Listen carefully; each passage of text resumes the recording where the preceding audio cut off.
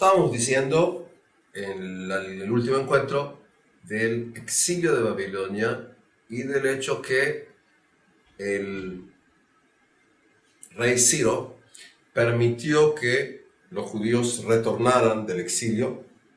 Y explicamos también que aproximadamente el 10% de los judíos solamente regresaban a la tierra de Judea.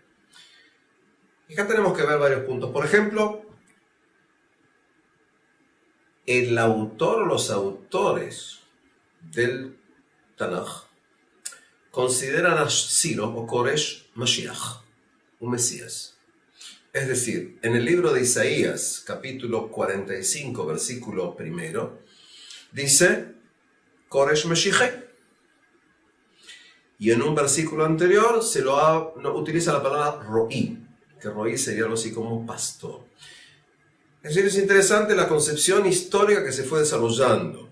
Esto lo tenemos en el libro de Isaías, pero recordamos, los que conocen el libro de Isaías, se habla del primer Isaías, segundo Isaías, es decir, diversos textos. Explico esto para entender que hay una concepción que se fue desarrollando del rol de Israel, quién es el Mesías, cómo permiten el regreso y demás. Eso para entender la imagen que tiene Koresh, que tiene Ciro en la historia de Israel. Si hago un paréntesis a nivel de reflexión, quizás ustedes recuerdan o quizás saben, y si no lo pueden incluso buscar hoy en día en el Dr. Google, años atrás en Estados Unidos hubo un pequeño movimiento que terminó en una tragedia total de un hombre que se hizo llamar David Koresh. David por el rey David y Koresh por ser, digamos así, un Mesías de origen no judío. Es decir, entender cómo fueron tomados los nombres de eso, David Koresh. Simplemente a nivel paréntesis lo cierro aquí. Es decir, decíamos, parte de los judíos van a ir retornan aquí apoyados por el gobierno de Ciro. Pasan unos años, luego de Ciro viene su hijo Cambises, y luego de Cambises viene Darío. Y el emperador o el rey persa llamado Darío es el mismo rey que va a comenzar las guerras contra los griegos. Cuando tú hablas de la batalla de Maratón, que tiene lugar allá por el año 490 a.C., el rey persa es Ciro. ¿Por qué lo nombro a Ciro? Porque en Pesaj del año 516 o 515 a.C., es decir, 70 o 71 años después de la destrucción del primer templo, tiene lugar la inauguración del segundo templo. 516 o 515 a.C. Y hasta donde sabemos, la construcción del segundo templo se hizo, entre otras cosas, también teniendo apoyo económico de Persia. Es decir, el gobierno de Persia dio dinero para la construcción, la inauguración del segundo templo de Jerusalén. Interesante cuando hablamos a veces de las relaciones contemporáneas entre Israel y la antigua Persia, es decir, Irán de hoy. Pero eso nuevamente a nivel de pensamiento así.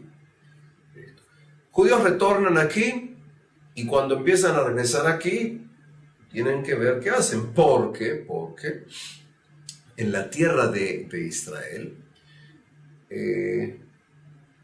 parte de las zonas va a estar cada vez más ocupadas por los llamados samaritanos, por los llamados Shomronim. ¿Y quiénes son en gran medida los samaritanos? Se considera que parte de la población llamados samaritanos son los descendientes de esa población de diversos orígenes que fue traído hacia el reino de Israel en la época de los asirios. Es decir, gente que llegó allá por fin del siglo VIII a.C., 700 y tanto. Y esta gente, parte de esta gente, se va acercando en determinada medida a algunas de las concepciones judías.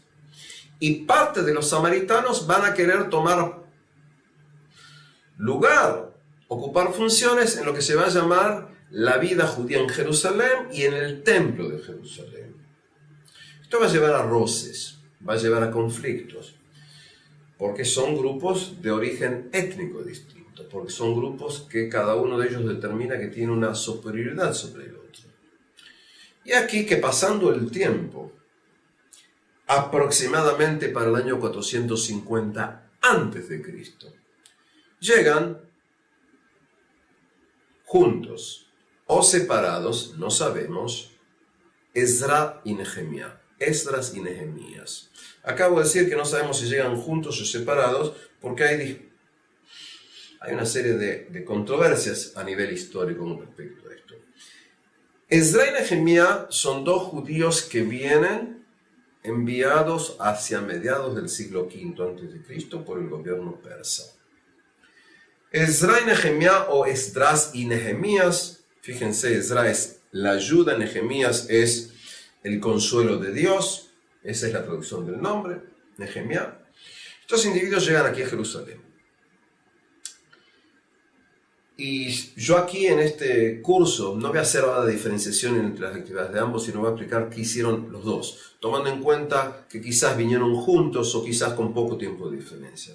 Hay quienes nombran a Esdras y Nehemías como padres del judaísmo clásico, ni más ni menos.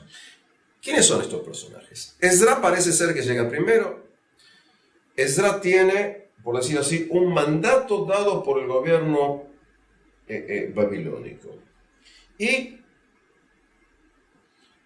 tanto Esdras como Nehemías tienen poder para instaurar el orden.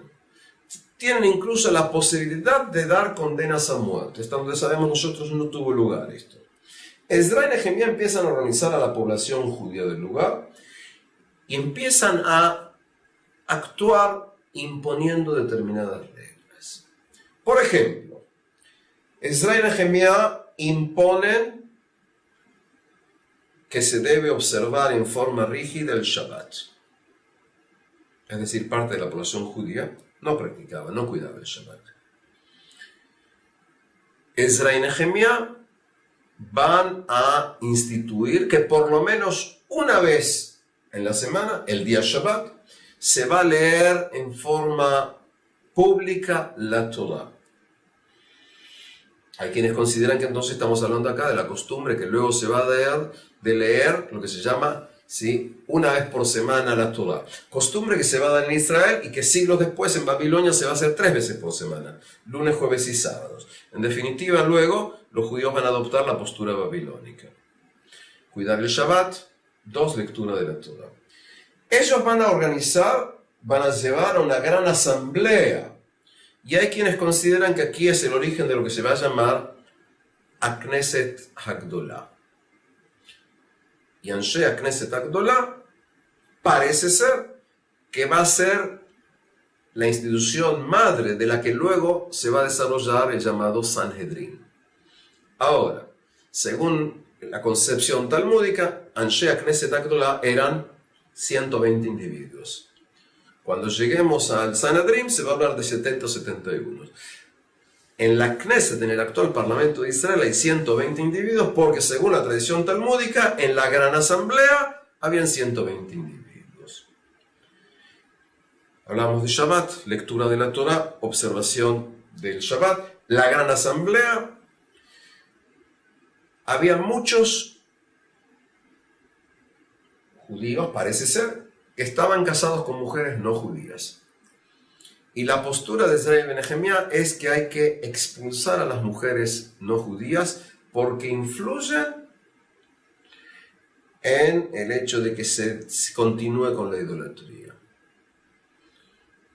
La pregunta es, ¿tuvo lugar la expulsión o no? Nosotros no sabemos. Pero estamos aquí hablando de un intento de llevar a un marco familiar netamente judío, y esa es la postura de ellos.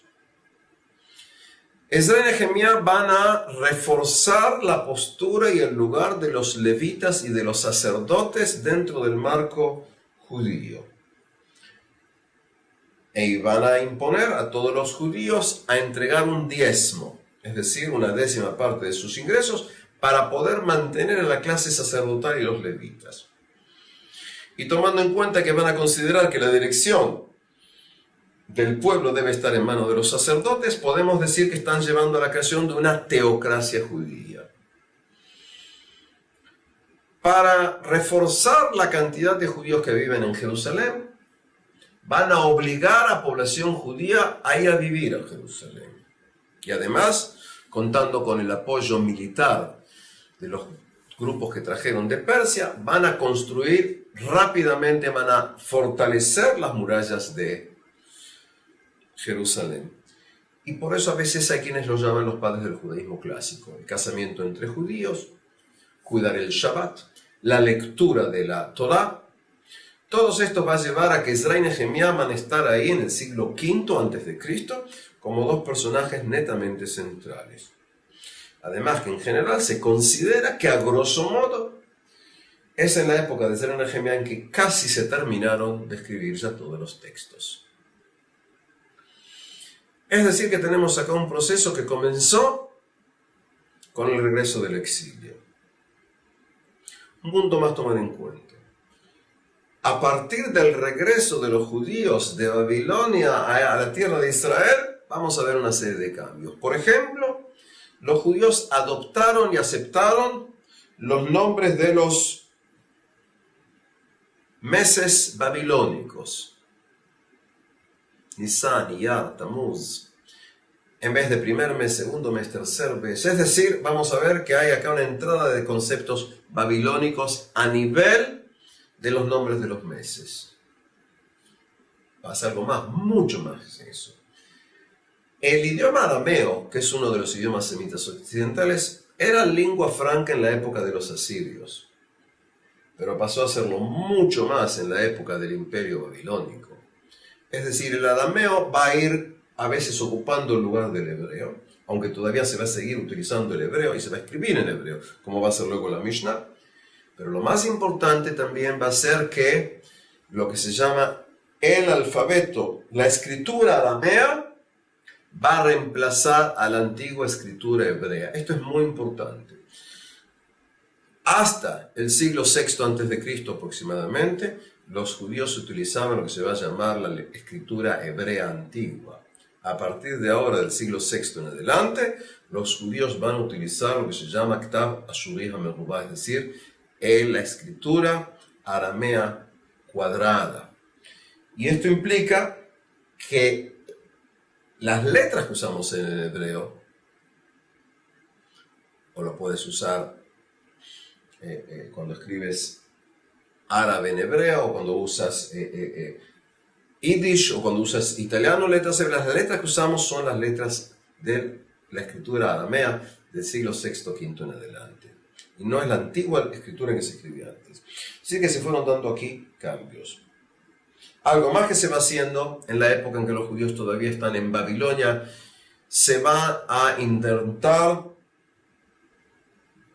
escribir las crónicas de los reyes de Israel similares a las crónicas babilónicas. Y se va a intentar armonizar los años de reinado de los reyes del reino del norte con los reyes de los reinados del sur. Es decir, hay un intento acá de armonizar aproximadamente cuando un rey estuvo reinando junto con el otro. Es decir, que van a ir viendo cambios. Y vamos a ver que hay una continuidad, digamos así, del gobierno persa hasta que empiece a llegar aquí el gobierno del mundo helenístico, pero eso lo vamos a dejar más adelante. El punto que quiero ver acá es lo siguiente, y es tomando en cuenta que los últimos profetas, más o menos, se considera que actuaron allá por el siglo V a.C., y tomando en cuenta que hemos visto desde el comienzo del curso un proceso desde la época patriarcal hasta más o menos la época de Ezra y Nehemías, pienso que es importante que ahora tratemos de centrarnos en un fenómeno muy único, y es el fenómeno de la profecía. Es decir, lo que se llama en hebreo ha-nevi'im, que van a tener la nevuá, el fenómeno de la profecía, como se va a ir dando dentro del pueblo judío. ¿Qué es un profeta? Es alguien que, porque es visionario, puede ver el futuro. similar a como se hacía cuando se iban a los oráculos en Delfos, en Grecia. Es un vidente en función de que te puede decir quién va a ganar la lotería en el futuro. O es un individuo que tiene un mensaje distinto.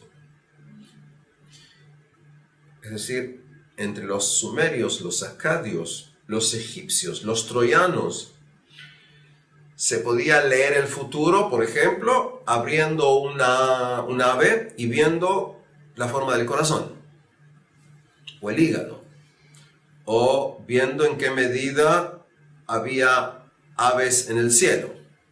Y de esa manera determinada, no si iba a llover o no, eso sí, no, sino si vas a ganar o perder en una batalla.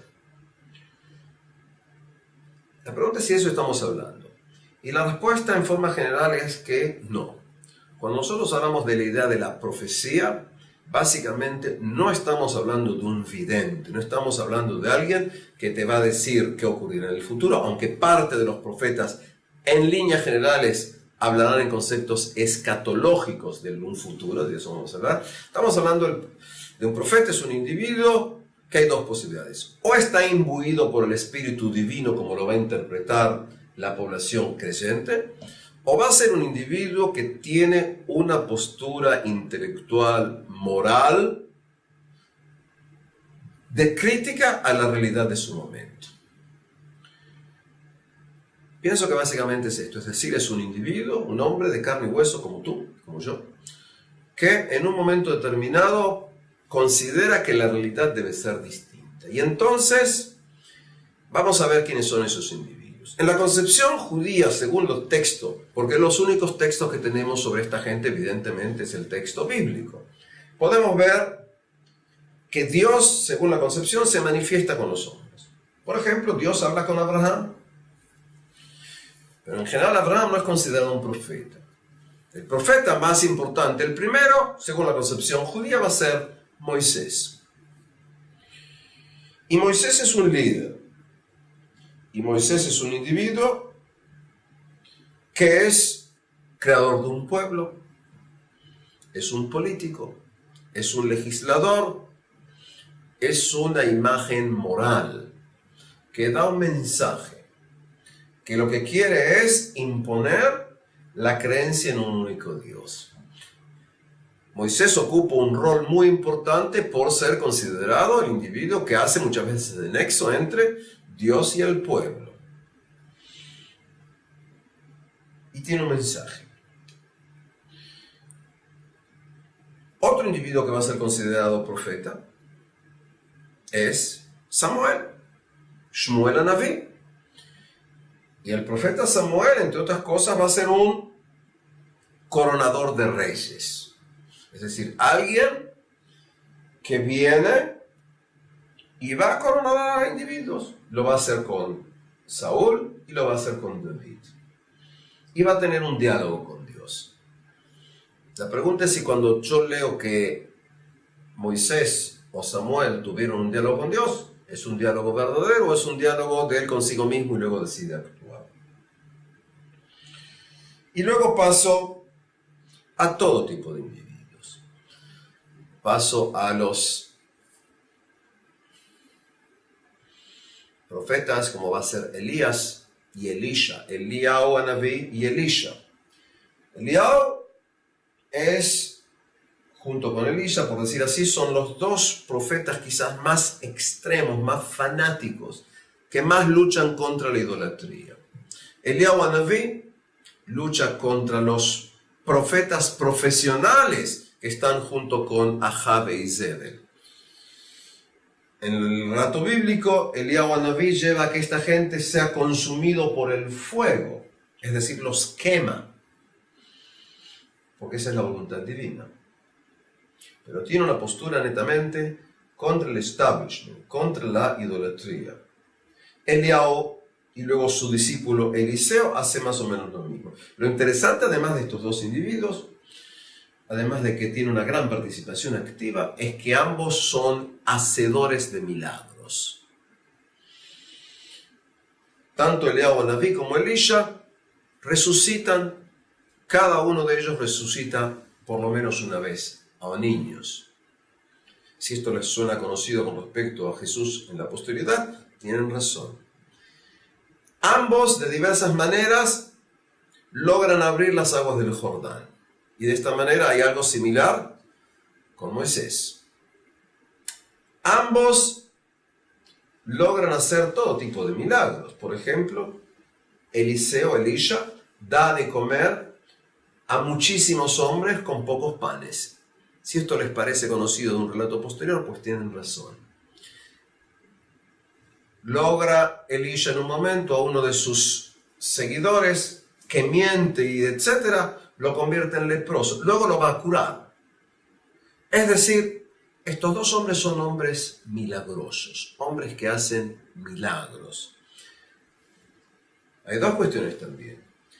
Eliyahu Anabí termina yéndose al cielo en un tipo carro de fuego. Fascinante. Hay quienes una vez me dijo, estás hablándome de los extraterrestres. No, simplemente es un relato que a veces lleva problemas. Es decir, en qué medida tú tienes. Pero acá tienes una cuestión simbólica. Porque fíjate lo siguiente. En hebreo hay una expresión que se dice lo duvim velo ya'ar. Es decir, no pasó nada de esto. Pero quiere decir, ni osos ni bosques. Según el relato, Elisha, ¿sí? Eliseo, el alumno de Eliyahu, venía a ser un individuo muy irascible. En un momento determinado va por un lugar y unos jóvenes le empiezan a gritar diciéndole pelado, pelado, es decir, lo que me está pasando a mí. Y se enoja y ocurre que de repente aparecen unos osos, y matan, destrozan a 42 jóvenes. Ese es el relato que tienes en el Tanaj. Es decir, Elisha en un momento determinado usa sus poderes, por decir así, en forma totalmente, antihumana. Es decir, un poco exagerada la cosa. Y por eso judíos luego discuten. Y uno de los sabios judíos dice, esto fue una metáfora. Y por eso no hubo ni osos ni bosques. Lo duvim velo ya'ar. Es decir, entender cómo viene este tipo de cuestiones. De todos modos, tanto Elías como Elisha son individuos muy fanáticos, con una lucha constante contra lo que se llaman escuelas de profetas profesionales. Están en contra. Porque sabemos que había, por decir así, profetas que son consejeros que más o menos le dicen al rey lo que quieren escuchar. Luego tenemos, un poquito antes porque me he salteado, teníamos también a otros individuos. Es decir, yo nombré a Moisés, nombré a Samuel.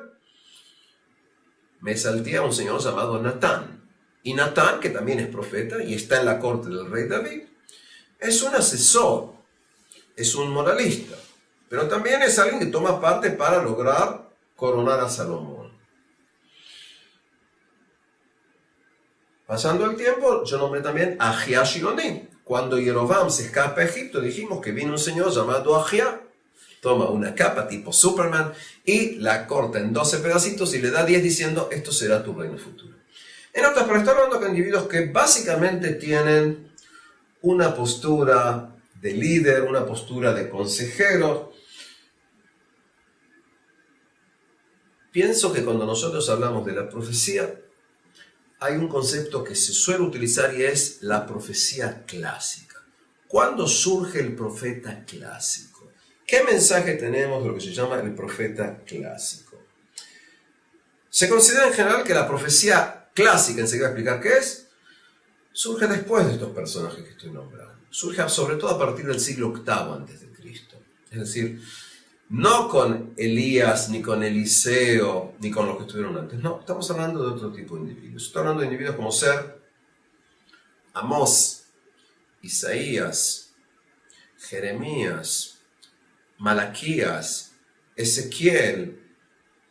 Daniel es un problema porque no todas las corrientes judías lo definen como profeta. Para muchos de ustedes quizás resulte raro, pero no todos. Está discutido si Daniel era o no profeta. De todos modos, estoy hablando de personajes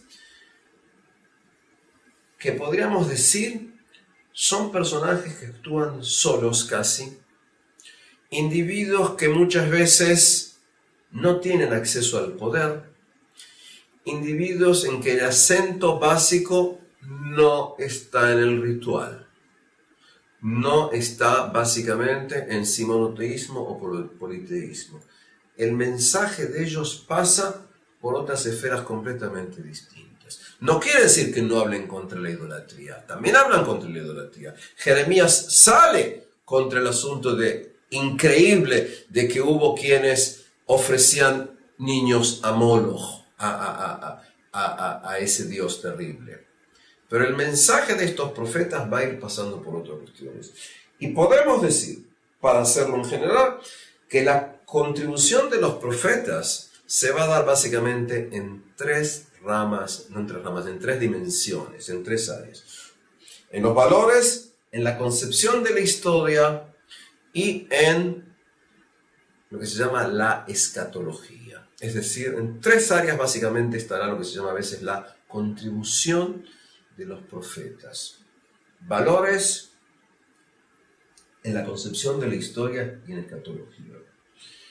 Pienso, y como digo siempre a mis alumnos, los que están en directo, no aquí a través de la pantalla, lo que yo digo, lo importante es escuchar. Puedes luego aceptarlo o rechazarlo. Lo importante primero es escuchar, ¿sí? Porque sabemos que cada uno de nosotros tenemos ideas. Y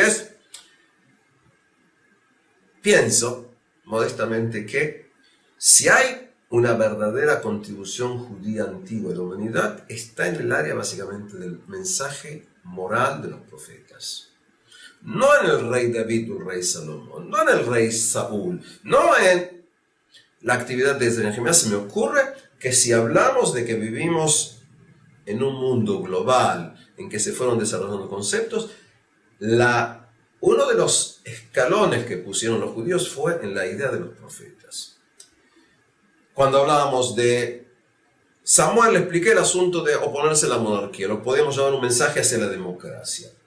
Cuando hablábamos de Natán, explicaba el oponerse al rey, que es déspota, toma la mujer de otro y manda al otro, básicamente a la muerte. Eso es importante, pero no todo eso se dedicaron todo el tiempo. ¿Por qué hablo de que hay tres áreas en las que los profetas van a hablar? Primeramente, en el área de la moral. Y cuando hablamos de la moral, hablamos en gran medida de tres valores. Valores religiosos, valores rituales y valores morales.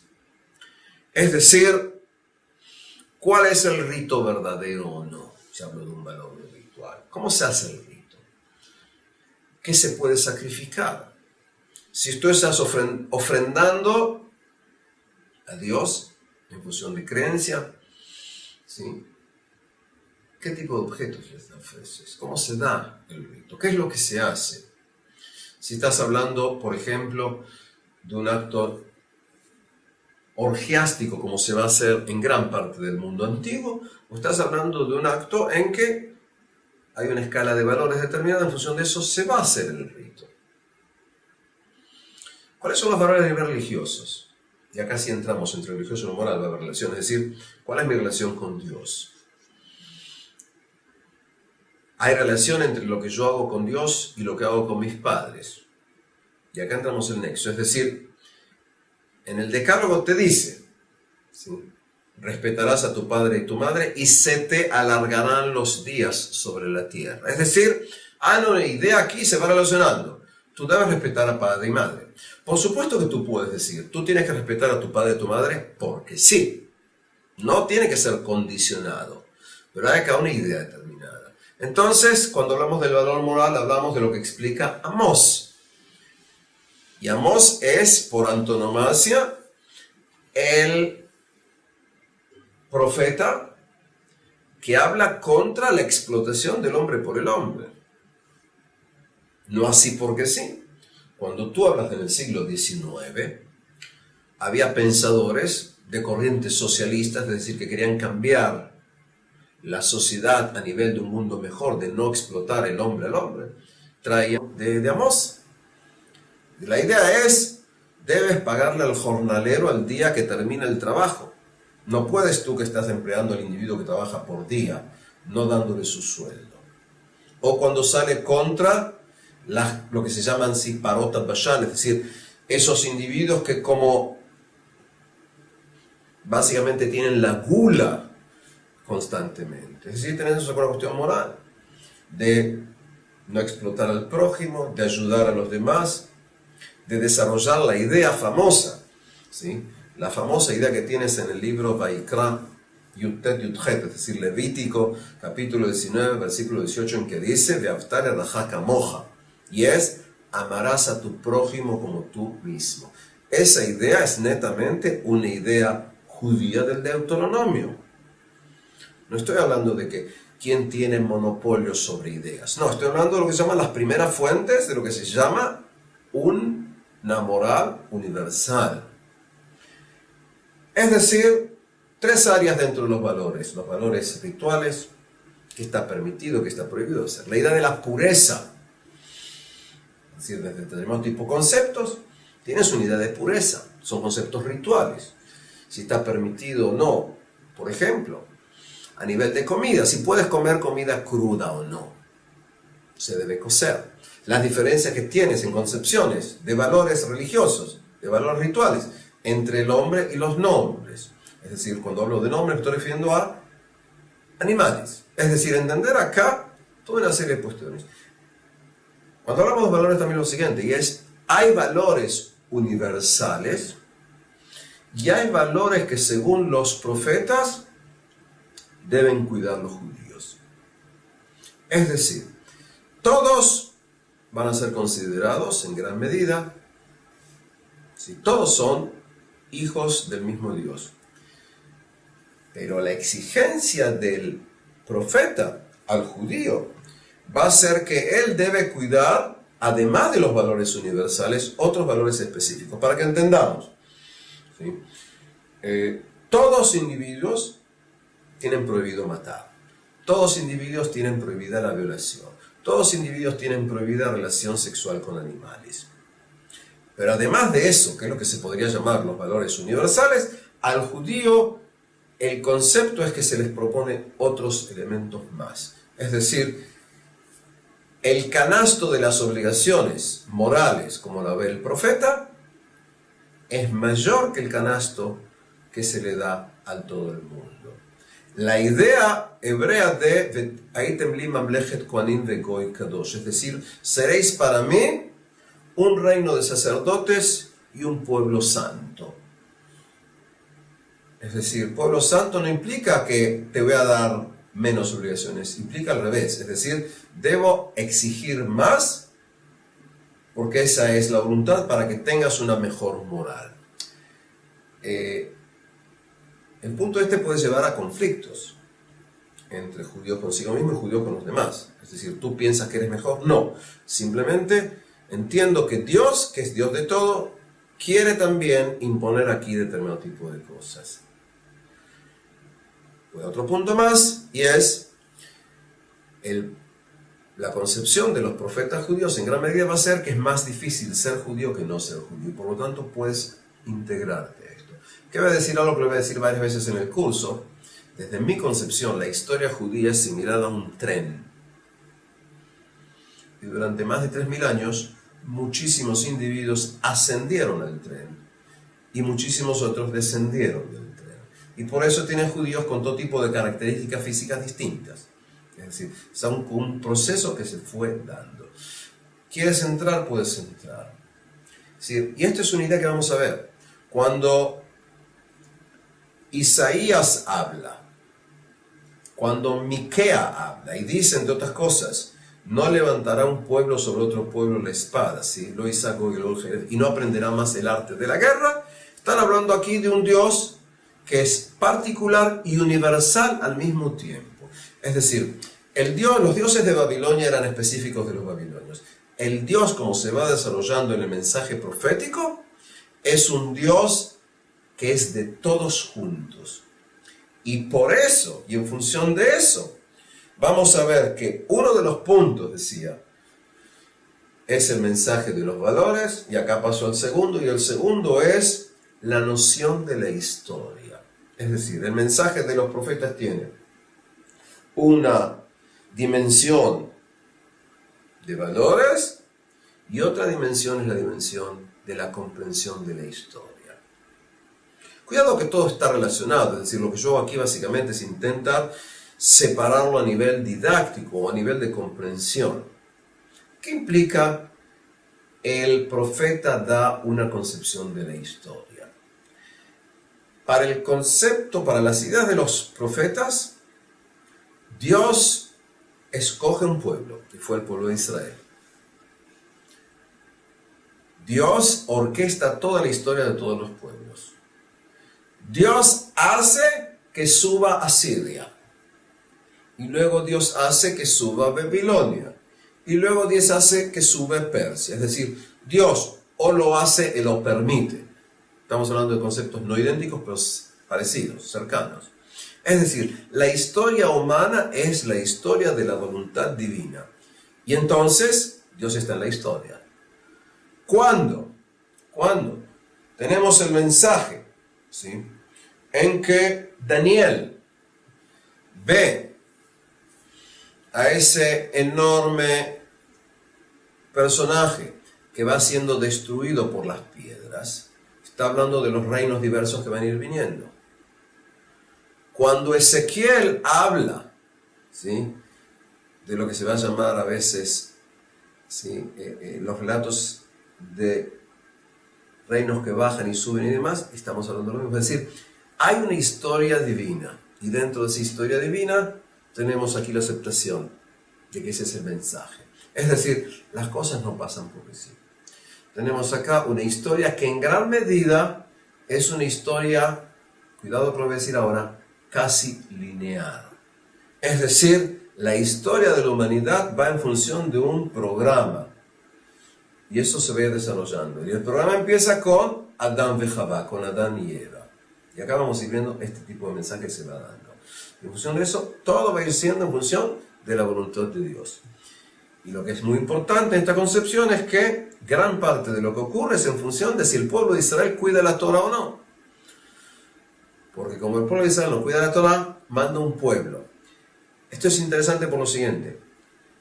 Los autores o el autor del libro de los Shoftim, del libro de los profetas, entienden que la historia del libro de los profetas es una historia cíclica. Es decir, el pueblo de Israel dejó de cumplir con la Torah. Dios envía a un elemento dominador. El pueblo de Israel vuelve al camino de la Torah y Dios le envía un Salvador. Es decir, cuando yo hablaba en la otra clase de los jueces, de esto no entré, pero entiendo que quiero que veamos que, es decir, estaba de qué ocurre ahí a nivel de la anfictionía y de las traducciones, pero la presentación en el concepto bíblico es una historia cíclica, constante. Va dando vuelta aquí. Y entonces hablamos de lo que llamamos, ¿sí?, la concepción de la historia. Y lo vemos en Isaías, en Jeremías, en Daniel, reinos que surgen y reinos que desaparecen. Esta concepción la vamos a ver luego en pensadores judíos medievales. Por ejemplo, Yehuda Leví y todo otro tipo de individuos, es decir, los reinos suben y bajan. Dicho sea de paso, en otra dimensión, es interesante que a veces en la historiografía moderna, no hablo de la postmoderna, hablo de la historiografía moderna, a veces entendemos que los países, los pueblos, como algo orgánico, pasan como si fuera así un proceso de nacimiento, desarrollo y casi desaparecen. Aquí entramos a poner a Dios en la historia. Entonces decíamos, una dimensión es la dimensión de los valores, la otra es la concepción de la historia. El otro punto, el punto 3, la contribución 3, sería lo que se llaman las concepciones escatológicas. Es decir, concepciones del fin del mundo. Concepciones del final de los días. Concepciones en que podemos dar todo tipo de mensajes que van a ser de consuelo ahora o de consuelo en el futuro. Por ejemplo, está discutido lo siguiente. Ezequiel y Jezquiel va a tener en la apertura del texto, el primer capítulo, tienes ahí el desarrollo de lo que se llama así Masea Merkabah, es decir, el cuento de ese tipo de carroza que se va a crear con lo que se llaman los tetramorfos, es decir, que tiene 4 caras distintos. Uno similar a un ángel, uno similar a un águila, uno similar a un toro y uno similar a un león. Si algunos de ustedes conocen, sí. Los símbolos de los 4 evangelistas, Mateo, Marcos, Lucas y Juan, están tomados de eso, pese a que lo vuelve a tomar en el Apocalipsis, en el capítulo 4. Es decir, vemos más o menos el mismo concepto. Estoy también entrando a algo que para mí es muy importante, y es que la base del cristianismo lo vas a tener, por supuesto, en el Tanaj, en lo que el mundo cristiano va a llamar el Antiguo Testamento. Es decir, vamos a tener acá estos símbolos. Entonces entramos acá. Viene la pregunta, Ezequiel. Cuando él habla del la famosa visión de los huesos secos, lo llama Hazon Atzamot Yebeshot. Según el relato, Dios lo toma a Ezequiel. Ezequiel, recuerden, es un profeta que salió de Israel y está actuando en Babilonia. Y Ezequiel ve montones de esqueletos, y los esqueletos empiezan a tomar forma, a tomar vida. Y acá viene la discusión, y es, ¿de qué estamos hablando? ¿Estamos hablando de una visión con respecto al retorno del pueblo de Israel a Sion? ¿O estamos hablando del comienzo de la creencia en la resurrección de los muertos? ¿Sí? Es decir, de todos modos estamos hablando de algo futuro. El mundo luego lo va a llevar en función del fin de los tiempos, la resurrección de los muertos, las famosas semanas que vamos a tener en el libro de Daniel. Es decir, se va desarrollando una idea de un mundo venidero. No dije que está desarrollado, que ya se definió, pero tenemos acá la base, y sobre estos valores, que los tenemos en los textos del Antiguo Testamento, van a empezar a desarrollarse en la época del Segundo Templo ideas como ser el mundo venidero, premio y castigo y demás. Pero la base ideológica la vamos a tener acá, y en función de eso se va a ir desarrollando. Las concepciones escatológicas se van a relacionar también con la de la historia, por supuesto. Y por eso vamos a ver profetas como ser Abdías, como ser Joel, en que van a decir, entre otras cosas, que en el futuro el pueblo de Israel regresará a su tierra, y en el futuro todos serán castigados, todos serán juzgados. El pueblo judío será castigado por sus pecados, por su idolatría, por el desvío de la Torá. Los pueblos gentiles serán castigados, entre otras cosas, por su peor o mejor relación con el pueblo de Israel. Es decir, que estamos aquí a la base de lo que luego van a ser concepciones mesiánicas, en el lugar ¿qué es lo que va a ocurrir cuando lleguemos al fin de la historia? Regresando aquí atrás, entonces decíamos lo siguiente. ¿Qué es lo que hace el profeta? El profeta te está diciendo, actúa así o no actúa así, pero tiene acá una idea, y la idea es los valores, la concepción de la historia y el mensaje escatológico. Además de esto vamos a ver, además de esto que es lo fundamental, mensajes netamente específicos. Isaías en su momento se oponía a rendirse, es decir, vamos a decir al revés. Isaías consideraba que se debía luchar en un momento contra los asirios. Jeremías consideraba que no había que luchar contra los babilonios. Es decir, además de este mensaje, porque el mensaje es complejo, pero pienso que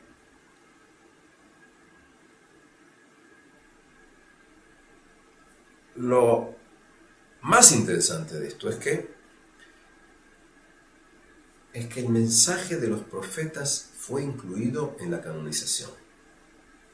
Porque en la mayoría de los casos, no en todos los casos, pero en muchos casos, los llamados profetas como sea Isaías, Amós y demás, Isaías, Amós, Jeremías, fueron rechazados por la mayor parte del pueblo. Es decir, Jeremías, que es el profeta que dice, no hay que luchar contra los babilónicos, hay que aceptar el yugo de Babilonia, es perseguido, es arrojado a un pozo, casi se lo mata, y cuando viene la destrucción del templo, ¡oh!, se tiene que huir a Egipto. Isaías, según el Midrash, según las explicaciones posteriores, fue matado por el rey. Eso no está en el texto bíblico, pero es decir, pero Isaías va a ser serruchado vivo estando dentro del tronco de un tronco hueco de un árbol. Es decir, ¿qué le dicen a Amós? Amós, que es del sur, actúa en el norte. ¿Y qué le dicen? Le dicen Naví lech brach, es decir, profeta, vete y escápate, porque lo que tú dices no queremos. Es decir, el profeta es el que está en la oposición, es el crítico, es el intelectual, es el que da un mensaje que perdura. Y pienso que ahí está la grandeza de ese mensaje. El hecho de que en las Naciones Unidas tú tienes escrito el mensaje de Isaías, es decir, entre otras cosas, sí, y no levantará pueblo sobre pueblo la espada y no aprenderá más el arte de la guerra, o y se convertirán las espadas en arados, o y pasará el lobo con el cordero, etcétera, etcétera. Se me ocurre que ahí es un mensaje de paz, de un fin de los días, entrando a un área, a un tiempo distinto, a lo que se llama muchas veces el fin de los días. Y esto va a ser un mensaje que más o menos lo vamos a tener hasta aproximadamente el siglo V antes de Cristo. Aproximadamente. Es decir, porque van a haber profetas que van a actuar después de la destrucción del templo. Por ejemplo, Abadías actúa después del templo. Zacarías actúa después de la destrucción del templo. Y acá tenemos que entender dos cosas distintas. Y es, en el tratado de Baba Batra Yud Bet, es decir, en Baba Batra, que es parte de tratados del Talmud, en la hoja número 12, hay una, no sé si decir que hay una frase con una pequeña diferencia o decir que hay dos frases muy distintas.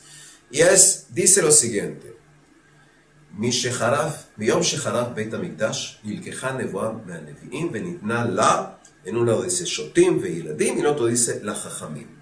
Es decir, en la misma hoja, pero en la página A y en la página B, los que conocen Talmud saben que tienes una hoja y se divide, se da número A y B, dice lo siguiente: ¿sí? Desde el día en que fue destruido el templo, fue sacada la profecía de los profetas y se dio, en un texto dice, a los tontos y a los niños, y en el otro texto dice a los sabios.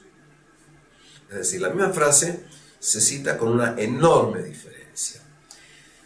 En la Edad Media, muchos de los judíos no entendían por qué decían Shotim ve'Yiladim, no entendían por qué decían a niños y tontos. La pregunta es quién era el sabio. Hoy en día, los que conocen política del siglo XX y XXI, la mayoría absoluta de la gente considera que la profecía se dio solamente a los tontos y a los niños. Es una manera de despreciar a los sabios. La pregunta nueva va a ser decir quién es el sabio. Pero explico esto por lo siguiente, y es, a partir de la época del segundo templo, de la que nosotros vamos a entrar más en forma detallada en las próximas clases, podemos decir que el lugar de los profetas lo van a tomar lo que en hebreo se llaman los Jajamim y los Rabbanim. Es decir, los sabios y los rabinos, es decir, el erudito, el sabio que profundiza en el mundo de la Torah, va a ser en gran medida el líder que va a intentar estar al frente del pueblo. Muchas veces estos líderes van a tener alumnos y muchas veces estos líderes van a ser totalmente repudiados. Es decir, podríamos decir que a lo largo de la historia esto mucho no varía. Es decir, tú tienes el gobierno, tienes la gente que tiene dinero y los que están en la oposición. Es decir, es casi un fenómeno eterno. en la historia humana. Es decir, está el que tiene el poder político, dinero y demás, y el que está en la oposición. Ahora nuevamente vuelvo a lo que empecé a decir, y se me ocurre que el mensaje más importante que tiene el relato bíblico es, además de la descripción del hombre de carne y hueso, es el profeta, tanto en los valores como en la escatología, como en la idea de la historia. ¿Sí? Y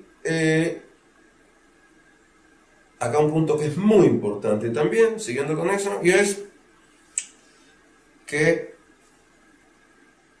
si tuviera que resumir en gran medida parte del mensaje de los profetas es: Dios quiere básicamente, o mejor dicho, Dios tiene básicamente exigencias morales y no rituales. ¿Sí? Por supuesto que mi lectura no tiene por qué ser la lectura de otro individuo. ¿Sí? Es decir, no estoy diciendo que no es importante que el individuo judío creyente cuide kashrut o no cuide kashrut, dietas alimenticias o no. Pero la idea básicamente, se me ocurre, del profeta es que lo más importante es la relación del hombre con el hombre, más que rendir un precio, y de uso adrede de la palabra, un precio ritual. Es decir, es importante cuidar Kippur. Cuidado que Kippur de la época bíblica no es la Kippur de hoy. Pero quizás es mucho más importante ser un ser humano con el otro ser humano. Y ese es el mensaje que se me ocurre que nosotros rescatamos cuando vemos lo que se llama el mensaje de los profetas. Explico esto porque cuando nosotros intentamos ver el desarrollo de la filosofía en general, y sobre todo de la filosofía política en particular, cuando llegamos a grandes pensadores ingleses del siglo XVII, franceses, pero digamos, si yo tomo individuos como Sir Hobbes, Locke, luego David Hume, etc., lo interesante es cómo rescatan el mensaje de los profetas del Antiguo Testamento para llevar la influencia moral en su filosofía política. Es decir, esa es la trascendencia de esto. Es decir, más que tener 1000 mujeres como Salomón, digamos así en forma. Es decir, entramos acá a toda una serie de cuestiones y es dónde está lo que se llama la moral de los profetas. Y entiendo que este es el punto básico.